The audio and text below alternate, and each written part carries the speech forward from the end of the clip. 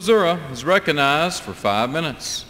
Mr. Speaker, I thank the gentleman for yielding and for the effort he and others are making on the floor here today.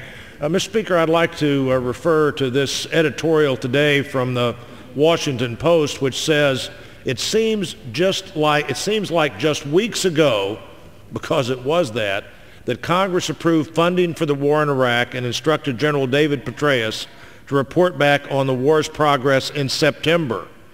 Before Congress begins ordering withdrawals, it should at least give those generals the months they asked for to see whether their strategy can offer some help. Mr. Speaker, I think that in a nutshell sums up what we ought to be talking about today instead of what we are talking about today. I've heard this resolution referred to as a new way forward, but it doesn't provide a new way forward. It frankly serves no purpose in meeting the challenge that we face today with our totalitarian enemies. I'm told that yesterday in the House Appropriations Committee, 45 minutes was spent debating whether cats should be declawed before they were allowed into public housing. 45 minutes to decide whether cats should be declawed in public housing, and by the way, that committee decided they should, and no minutes spent to talk about this bill. No hearing on an April 1 deadline. No outside testimony on a bill that was quickly put together to serve a purpose of, I believe, changing the subject from the failure of this Congress to get its other work done back to a subject that's obviously creating stress in America today, and that's what do we do about the totalitarian enemies we face and their lack of appreciation for innocent human life. Commanders in the field say that a responsible deployment from Iraq would take at least a year. Maybe that's why we didn't have a hearing on how long it would take to responsibly and safely leave Iraq. There was no testimony from the military about an April 1 deadline. In fact, I can't even find any evidence of any consultation with the military about an April 1 deadline. And what does limited presence on page 3 of this, what does that mean? What does limited presence mean? I suppose it means whatever it needs to mean when you go home and explain why you voted for the bill, because it doesn't mean anything. Limited presence means nothing, and it's a key criteria of this approach. The same people who say we went into Iraq without a well-thought-out plan now want to leave without a plan at all.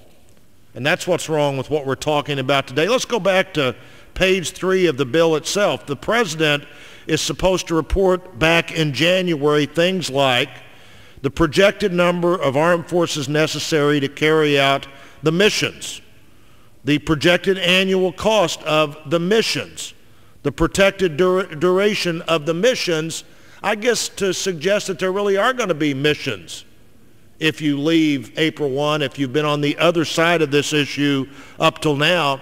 If a few weeks ago you were for giving the generals in the field up until September, and now you're for deciding what we're going to be doing in April without knowing what that September situation is about. And when it goes on page 3 to talk about whether it's necessary, I guess defining the missions, whether it's necessary to have armed forces to carry out the following missions: protecting United States diplomatic facilities and United States citizens, including members of the armed forces who are engaged in carrying out other missions. You can very much make this, I guess, whatever you want it to. Serving in roles consistent with customary diplomatic positions, engaging in actions to disrupt and eliminate Al-Qaeda and its affiliated organizations. Now we're going to decide, apparently the president should decide in January whether that continues to be an important thing, or whether training and equipping members of the Iraqi armed forces continues to be an important thing.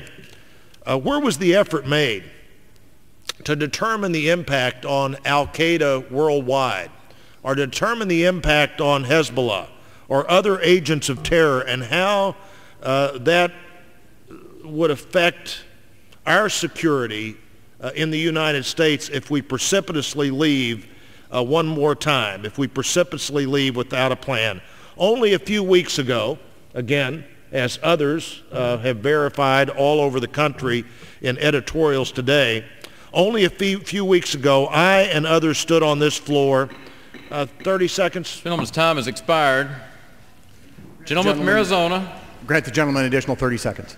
Gentleman from Missouri is recognized for 30 seconds. I thank the gentleman. I just closed by saying only a few weeks ago, I and others stood on this floor and said our troops deserve a funding bill without strings and without congressional pork. Today, I'm here to say that they deserve a chance to carry out their mission without looking over their shoulder all the time to see what the Congress of the United States is about to do next. And I yield back my time. Gentleman yields back the balance of his time. Gentleman from Missouri. Yield 1 minute.